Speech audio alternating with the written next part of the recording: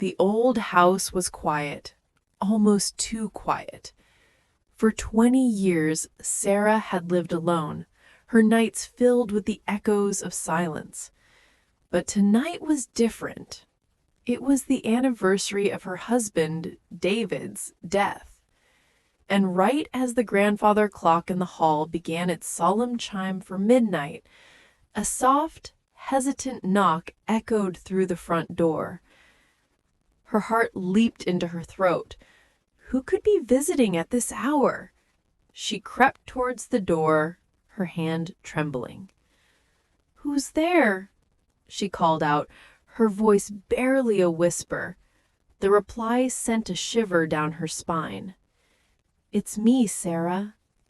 The voice was calm, gentle, and achingly familiar. It was David's voice, exactly as she remembered it, the voice that had promised he'd love her forever. Suddenly, she was thrown back in time. 20 years ago, on a stormy night just like this one, David was heading out for a late-night work emergency. He kissed her goodbye at the door, pressing a small silver locket into her hand. "I have the other half," he'd said with a warm smile. "No matter what happens, I'll return someday." He never did.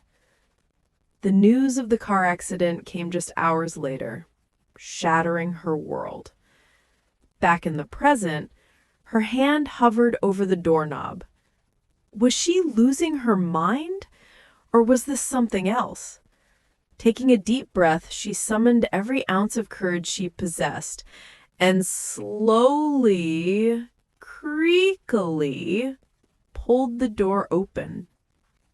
There he was, standing on her porch, bathed in the soft glow of the moon, was David. The same kind eyes, the same gentle smile, the same face that hadn't aged a single day.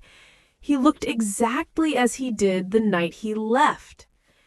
As she stared, a strange stillness fell over everything. The wind that had been rustling the leaves just moments before died down completely. The ticking of the grandfather clock behind her stopped, its hands frozen at exactly 12 o'clock. The entire world seemed to hold its breath, caught in this impossible moment between time and eternity. It felt as if reality itself had paused just for them. He smiled, a sad but loving expression on his face. "I came back," he said, his voice as real as the cool night air, "just to say I kept my promise." He held out his hand, and in his palm was a small, tarnished object. It was the old locket, the one he was wearing the night he died, the missing half to the one she had kept by her bedside for 20 years. With tears streaming down her face, she reached out and touched his hand. It was cold, like marble, a touch that confirmed this wasn't a dream. This was real. This was a visit from a place far beyond her understanding. "David," she sobbed, a mix of joy and sorrow overwhelming her. He was here, yet he wasn't. He was a memory made solid, a promise given form.